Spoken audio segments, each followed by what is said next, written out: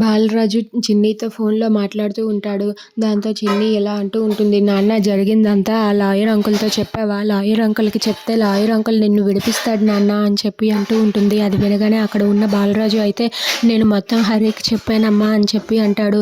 దాంతో చిన్ని అయితే నీకేం కాదు నాన్న, నువ్వు ఎలాగైనా సరే బయటకు వస్తావు. నువ్వే తప్పు చేయలేదని మా అందరికీ తెలుసు నాన్న అని చెప్పి అంటుంది. అది విని బాలరాజు అయితే సరేనమ్మా, నువ్వు బాగానే ఉన్నావా? నీకక్కడ అంతా బాగానే ఉందా అని చెప్పి అడుగుతూ ఉంటాడు. నేను బాగానే ఉన్నాను నాన్న, కానీ నీకే నాన్న ఇలాంటి బాధ వచ్చింది. కానీ ఇదంతా జరగడానికి కారణం నేనే కదా అని చెప్పి అంటుంది. అది వినగానే బాలరాజు అయితే నువ్వెందుకు అవుతావమ్మా అని చెప్పి అంటాడు.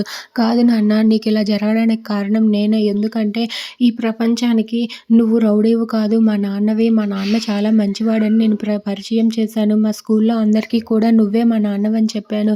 నేను ఇదంతా చేసుండకపోతే నీ మీద ఎవరు అటాక్ చేసుండేవారు కాదు కదా. నేను చేయడం వల్లే నిన్ను ఇలా అందరూ కూడా ఎవరో ఒకరు అటాక్ చేస్తూనే ఉన్నారు. నా కారణంగానే నీకిన్ని కష్టాలొస్తున్నాయి అని చెప్పి అంటుంది. అది విని బాలరాజు అయితే అలా అనుకోకమ్మా, ఇదంతా ఎందుకు జరుగుతుందో ఏంటో అందరికీ తెలుసు. నువ్వు అలా ఏం బాధపడకు అని చెప్పి అంటూ ఉంటాడు. అది వినగానే చిన్ని అయితే వాళ్ళ నాన్న గురించి ఆలోచిస్తూ చాలా బాధపడుతూ ఉంటుంది. నువ్వు అక్కడ జాగ్రత్తగా ఉండు నాన్న, ఎలాగైనా సరే నిన్ను బయటకు తీసుకువస్తామని చెప్పి చిన్ని బాలరాజుతో అంటూ ఉంటుంది. If you like this video, please like, share and subscribe friends. Thanks for watching.